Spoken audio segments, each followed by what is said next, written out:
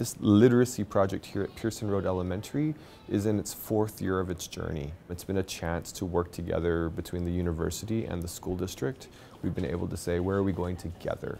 What is it that we want for kids? What are the kinds of practices that are going to make that happen? And even how can we change schools from the inside out based on our passions and our beliefs, and try to align philosophy and research with the things we actually do with our children. School District 23 in Kelowna has a partnership with UBCO, the University in Kelowna, and we have a field study center where the ETEP, or the Elementary Teacher Education Program students from the university come once a week, and they learn in this building, but we're attached to an elementary school where the ETEP students can then go into the school and see their learning in practice.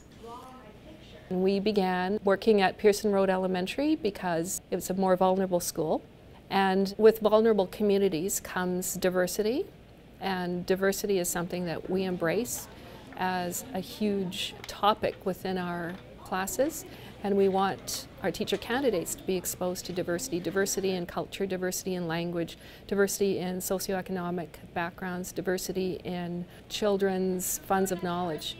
And we feel that that's a much richer experience. Literacy is really more about who we are as people and how we negotiate our way through life, and how every child brings their own version of understandings of literacy from their own homes. We call those funds of knowledge.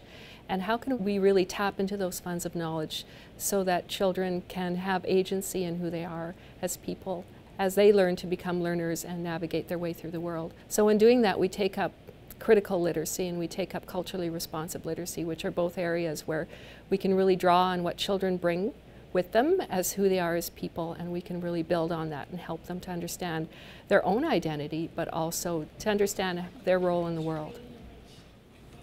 I think it's really great how Donna and Leighton set up this course for us, because they give us these pre-readings, which are really useful, really practical, help us develop all this theory and just help us understand development of children. Then we come to class and we get to kind of engage with the material, process it, personalize it, and then we go into classrooms and we practice it. Then we come back and we reflect on it.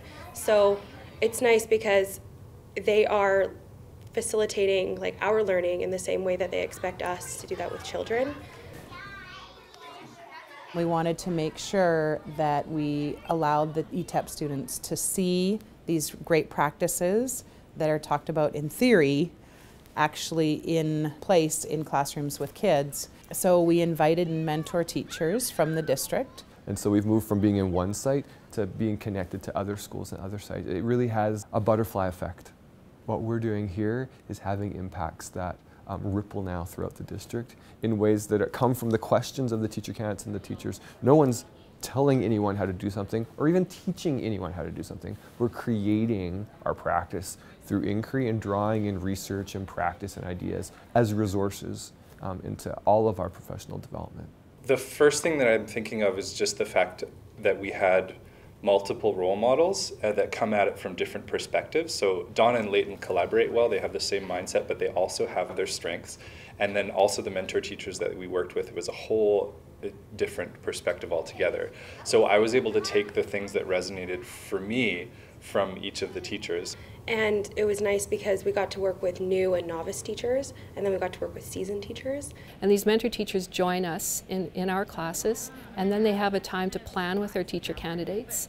And the teacher candidates, they're typically 6 per mentor teacher, will go out into their classrooms the following week and actually build on what they learnt together and actually enact what it is that they've planned. And they spend that day teaching together, co-teaching what they've co-planned, pushing the boundaries of everyone's practice in ways that embrace diversity and recognize that all kids cannot just be thinkers, but they can be change makers. A teacher kind of helped me on my writing. He told me that it just needs to be a little bit more interesting and it has to have a little more details. It helped me to describe things better. She taught us how to think more and expand our brains. Thank you for coming to school because you are super fun. I get to go into Christy Fortain's class and see how she's setting up those programs brand new, right from the start. And so she's building this really great class community, which is helping to implement these wonderful practices that we learn about. I was a student teacher not that long ago, and just knowing that the most beneficial experiences for me were the ones that were in the classroom. So having more experience, being able to be in classrooms, talking with teachers, working with kids, I think is going to be really beneficial to the student teachers. For myself as well, working with them, collaborating with them. They have new fresh ideas. They're just coming out of school now, so all of the best practice that they're learning, they can also teach me and work together with my students. And for my students as well, they get one-on-one teaching with these other pre-service teachers, and they get more attention. She helped me with lots of things in writing. First, I just did quantity writing, but now I do quality writing.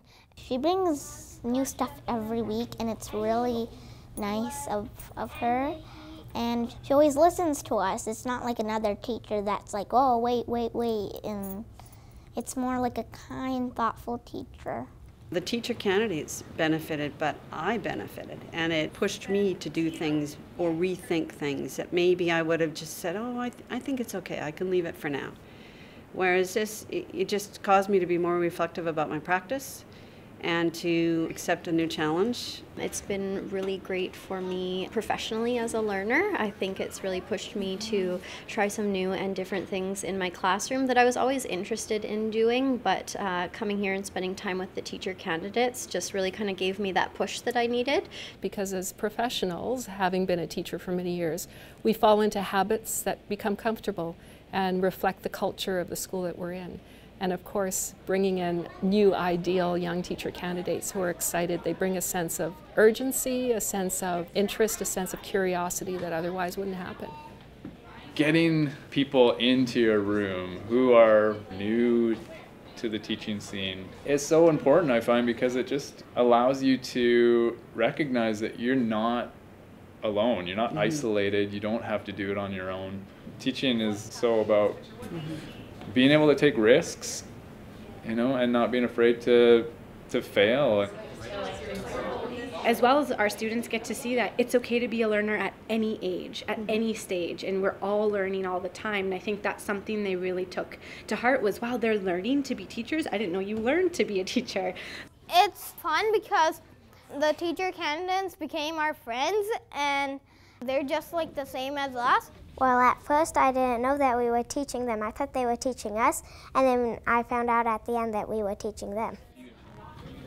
When we went into a classroom, we got to see these strategies that we're learning being adapted for who the teachers are and who their class are. And it was really nice to be able to go in there and see how they are enacted differently based on context. And going into the classroom, we can see firsthand what's going on in schools now. So we're not just thinking back on our own elementary school days when we all had to read the same book and we all had the same list of spelling words and we were all doing the same thing. Now we're looking at, I have this room full of 30 kids, how can I differentiate this so everyone's learning from where they're at and where they need to go? We just talked a lot about respecting the knowledge that your students are bringing to the classroom. So if it's something very important to your class and something that the kids cannot let go of, then that's what you should be talking about, and that's what you should be engaging with them, because that's what interests them, and that deep, meaningful learning, that's what's going to stick with them, and that's how they're going to learn these competencies that will make them successful in the future. If they're passionate about something, they'll get into it and they'll go deep, and you'll get that greater understanding. So this new curriculum, it's more real and it's more true to who your students are. And using strategies like inquiry or project-based learning, you can just linger with a concept, you can spend some time with it and go deep, which is a huge gift. Where you go with the new curriculum, you take from where your kids are at. The new curriculum is so much more than giving kids information. It's teaching kids about themselves. It's really guiding them on this path that they're going to go throughout life and to help them develop this love of learning that's going to carry them through for the rest of their life. So basically it's shifting from the transmission of knowledge, what is what we all went to school with, to transformative knowledge. So allowing for critical thinking and the big idea in every lesson. It encourages students to think critically about their learning and be involved in their learning, and it creates problem solvers. So I can cover a lot of what my students' interests are and a lot of what we have to discuss during the school year, but I can do it in a cohesive mosaic as opposed to just individual chunks. And not just the teacher having all of the knowledge and giving you the answers, and that it's the kids coming up with their own idea of what can we do to solve this problem. Leighton calls it the renewed curriculum because it's not a total reboot. It just shifts the perspective and gives us the ability to go deeper in the learning. So it gives me permission to step away from a huge list of prescribed outcomes and look first at my class, at my students and what they need, and then I can go deep into the renewed curriculum competencies through that. Renewed curriculum takes up a transformational stance. We're really looking at the idea that it's not just academic learning that we're engaging in, but we're looking at social and emotional learning. We're looking at developing kids as self-regulating learners, that we want every kid to flourish from where they are versus suggesting that there's a standard that everyone gets to. We want every kid to close their gap versus suggesting that we're trying to close some gap between all kids to make them the same. And one of the things that we're really excited about with this work and that we've been taking up together is this idea of place-conscious learning, that you're part of the place that you're in, the land that you're on, the people who were here before you, the people who are here now, and that we're constructing learning not just for ourselves, but with others. We're trying to create socially aware and personally aware and responsible individuals. And so part of this working with the new curriculum is saying, how is literacy part of a bigger project? And that project is contributing to the world. I just feel it's so important and beneficial, especially as a teacher candidate, to be able to integrate and experience the day-to-day in a classroom. I just think the more exposure they have to different teachers and different styles and learning opportunities, I just think that's so advantageous. This opportunity affords our teacher candidates many chances to really explore who they are becoming as teachers. They really have to tackle and really have to grapple with who they are as individuals, and we try to help them to explore that in a deeper way through reflection, through a lot of collaborative opportunities where they talk to each other. So they're not just becoming teachers, they're becoming people who learn to collaborate in professional ways with each other. It's been really deeply fulfilling for myself and the teacher candidates to be in schools every week with our colleagues and with their students, taking up ideas in ways that are focused on deep learning, respectful, and drawing from diversity in ways where we see that kids have funds of knowledge that we often don't recognize, and then seeing how together, working across concepts, across ideas, drawing in diverse perspectives, all the kids are learning more deeply and developing their capacity for not just communication, but for social and personal awareness in ways that are authentically rich and respect all children in ways that say, you have ideas, you have literacies, let's grow from where you are and see where we can take it.